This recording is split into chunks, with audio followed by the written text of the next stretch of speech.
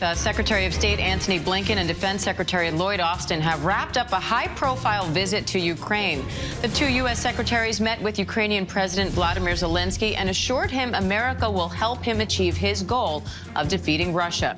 They also announced the U.S. is providing $713 million in new military aid to Ukraine and allied countries. U.S. officials say America's total military assistance to Ukraine has now reached $3.7 billion.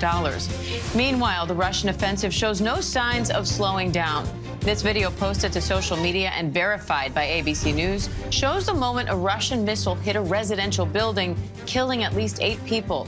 And videos circulating online show an explosion at a fuel depot in Bryansk, Russia. So far, there's been no official confirmation of the cause. And this all comes as Russia wages a new offensive in eastern Ukraine. Let's bring in ABC's Marcus Moore live in Irpin, Ukraine, along with Alex Perchet in Washington, and ABC News contributor and former Marine Colonel Stephen Ganyard for more on this.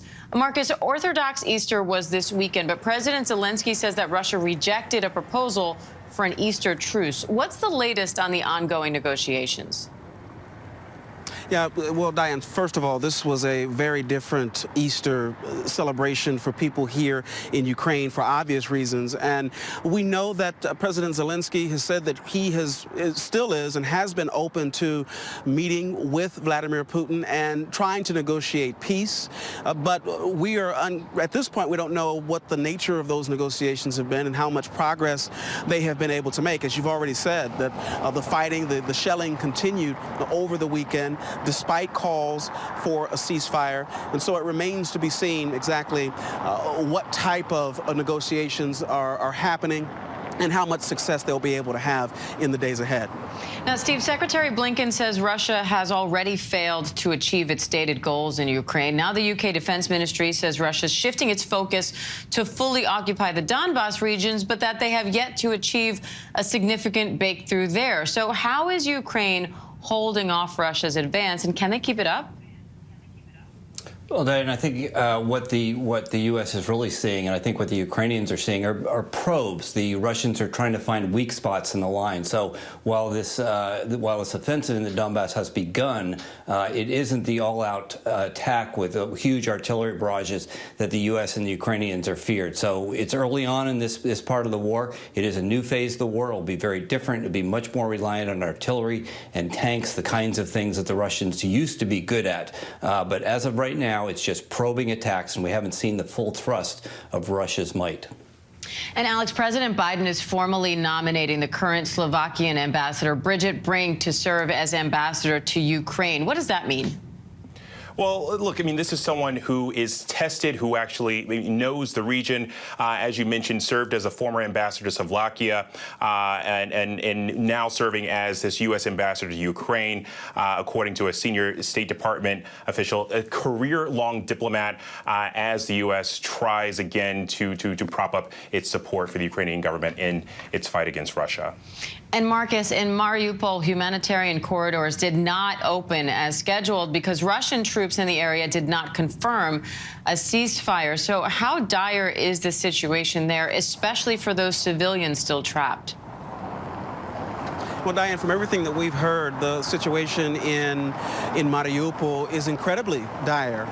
The city council there says that as many as 1,000 people, mostly women and children, are holed up in that steel plant, and they have no access to food or water and no safe exit. And I should point out that, to your question about negotiations, President Zelensky has said that if the people who are there, the fighters, as well as the civilians who are in Mariupol, if they are harmed in any way, he has said that there will be no more room for negotiation. So what happens in Mariupol will be significant for a number of reasons, not only symbolically, but of course, strategically, as Russia has been trying so hard to secure that city as they work to take over the Donbas region of Ukraine.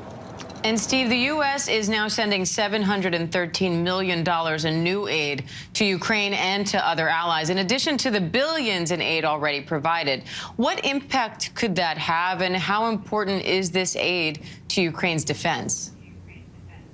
Well, hopefully Secretary Blinken and Secretary Austin had a better chance to understand exactly what the Ukrainians need over the weekend.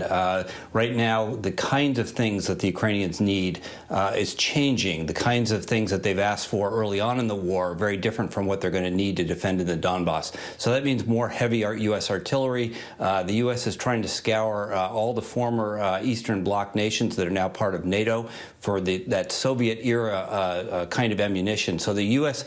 ammunition and the kind of artillery that the U.S. uses is actually a different caliber. It's about 3 millimeters different. So you can't use U.S.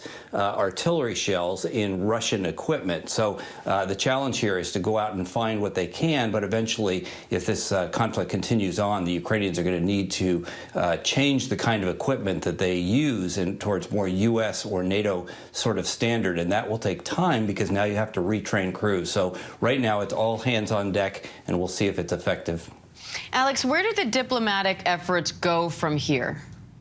Well, Diane, I mean, that's the $100 million question, right? And certainly there have been positive talks. We've heard positive rhetoric from both sides, willing to meet at various points. But again, it's just been talk thus far, and we haven't seen any substantial action. And then also, whenever you look at some of the other bodies, whether it be the UN Security Council, President Zelensky being openly critical of this body, saying that essentially, if it doesn't act, it should dissolve itself. The one thing that we can say thus far is that the U.S. is continuing its support of Ukraine. The allies are continuing its support of Ukraine. And right now, we don't see an end to this conflict. All right, Alex Brachet, Steve Ganyard, Marcus Moore, thank you. Hi, everyone. George Stephanopoulos here. Thanks for checking out the ABC News YouTube channel. If you'd like to get more videos, show highlights, and watch live event coverage, click on the right over here to subscribe to our channel. And don't forget to download the ABC News app for breaking news alerts. Thanks for watching.